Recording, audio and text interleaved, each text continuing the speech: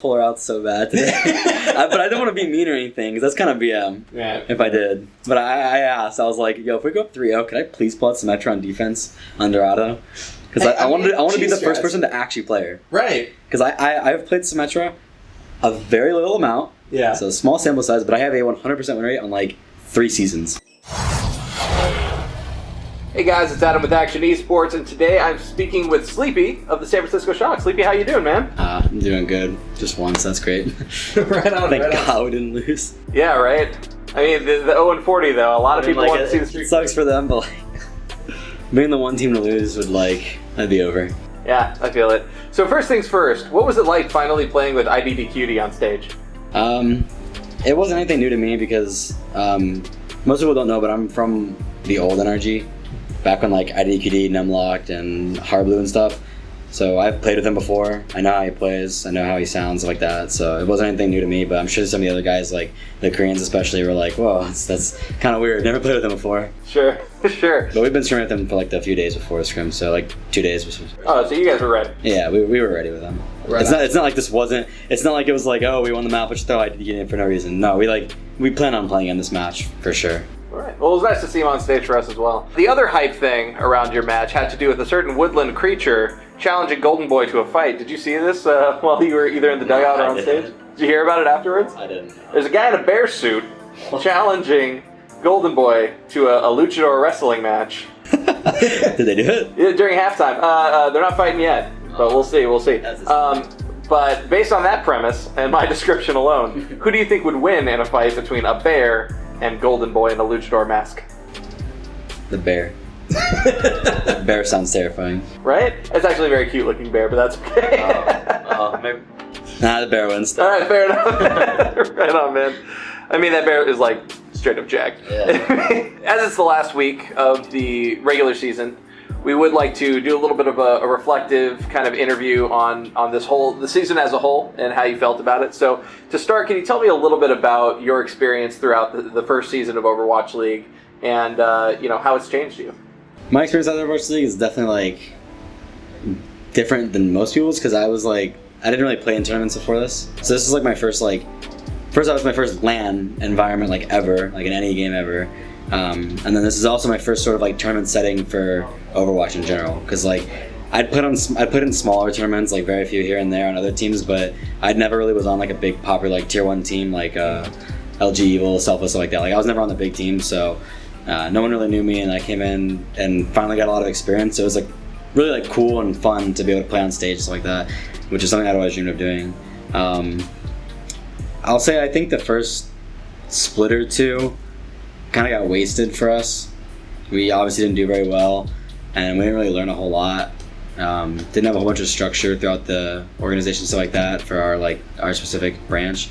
But after stage 3, once we got Junk Buck, and then stage 4 as well, I feel like it was super beneficial for me because I've learned so much since then. Krusty alone, he's been here for 3 weeks, 4 weeks, I don't know how long now, and I've learned infinitely more than I learned in the first 2 entire splits of the season.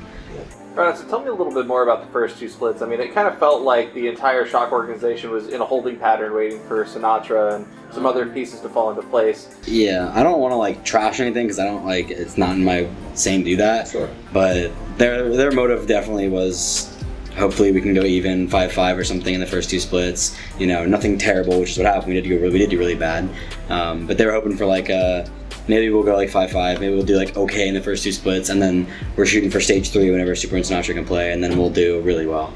But I personally think they when the roster was built, they severely underestimated how good other teams would be and how good our team would be.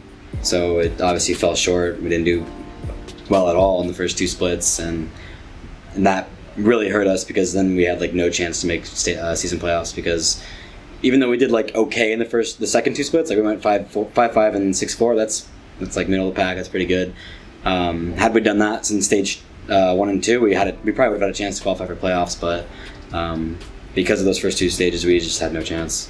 So talk to me about when you did finally get the roster that you essentially have now. I mean, having Moth, having Sinatra, Architect, even Krusty joining. I mean, what was the rebuilding process like for you of like kind of restructuring and figuring out the dynamic of your team and the synergies with all these new pieces?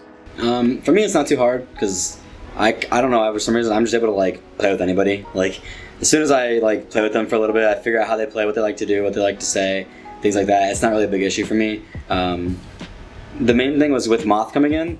I had to sort of take a step back with leadership because I would initially, like when we had Dak in, me and him mainly would like ult track, call plans, stuff like that. So I had to take a bigger role in leadership. But once Moth came along, I was like super impressed with his like ability to like communicate and like track ults and stuff like that. I'd make like basic plans, so I didn't have to do that as much, which is like really nice because trying to play a really mechanically intensive hero called like Zenyatta and ult track and make plans and think about what you want to do and think about what they're gonna do, it's like so being able to take a step back from like ult tracking and stuff was like really nice when Moth came. That was probably the biggest change for me personally was with Moth came.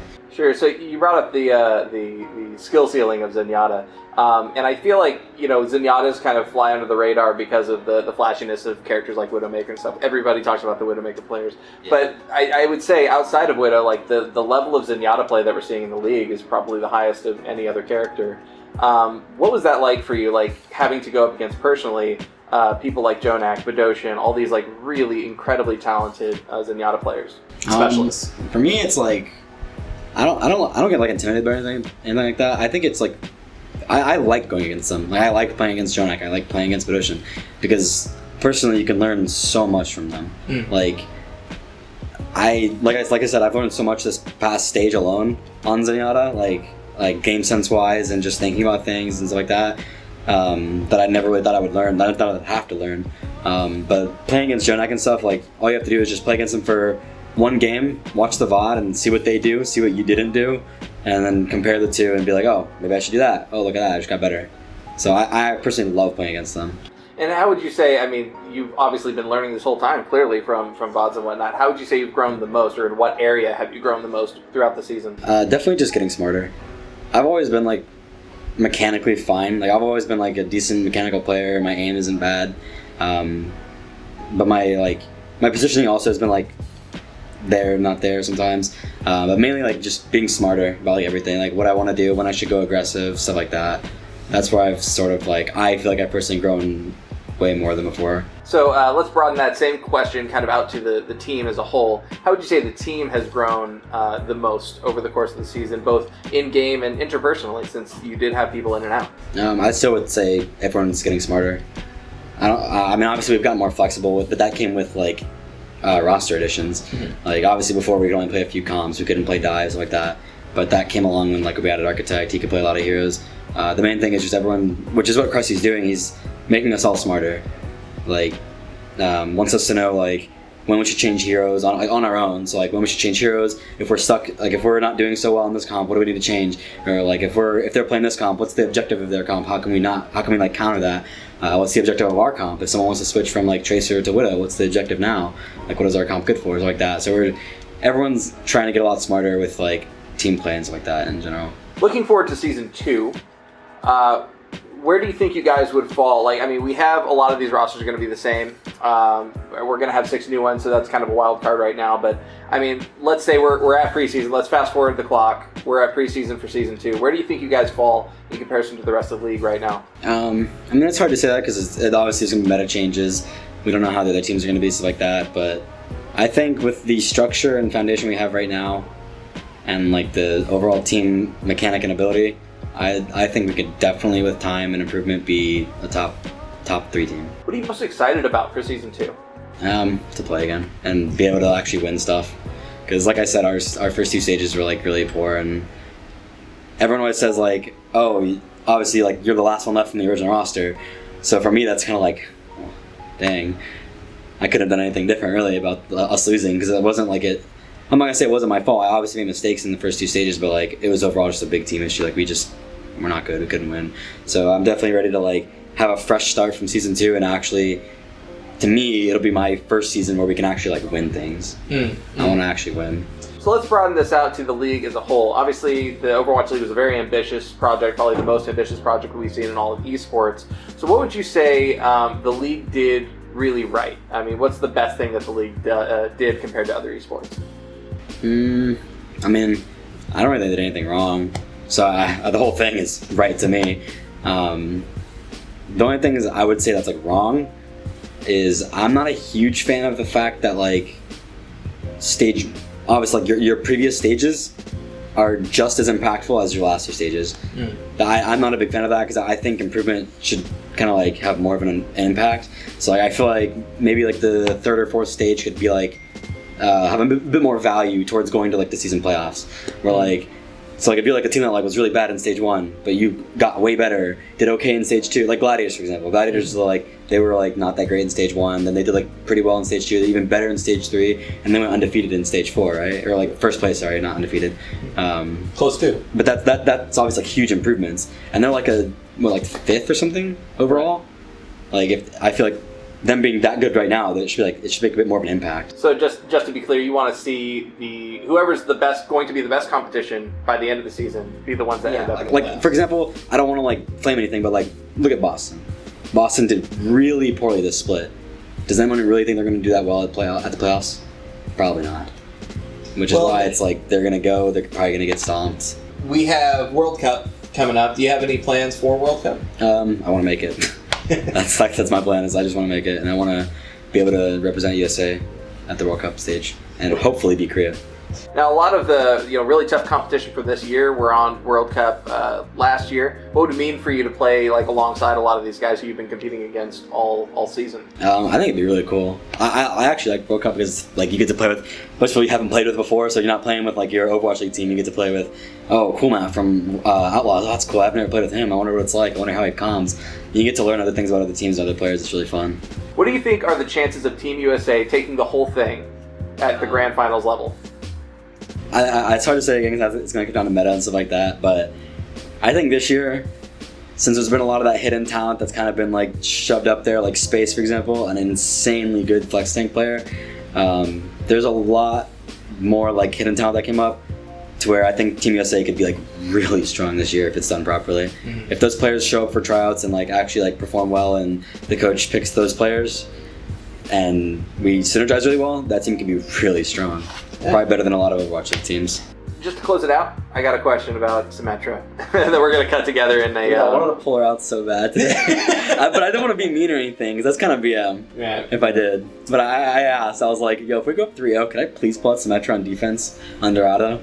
Because I want to be the first person to actually play her. Right. Because I've played Symmetra a very little amount. Yeah. So small sample size, but I have a 100% win rate on like 3 seasons. Well, that would have been 2 firsts for you, man. You got tied for first kill of the entire season, of the entire league, and first Symmetra. It'd have been a legend, man. But I wanted to do it so bad. Specifically, I'd like to ask about the new Symmetra. Have you had a chance to look at her? What are your initial thoughts? I've seen her. I haven't played her. So I don't know the exact numbers or anything. I think, like I said earlier, there's some fine-tuning needing to be done before they push out on live. But I don't think it's bad. I think you could see her in some spots. I think the wall is kind of ridiculous.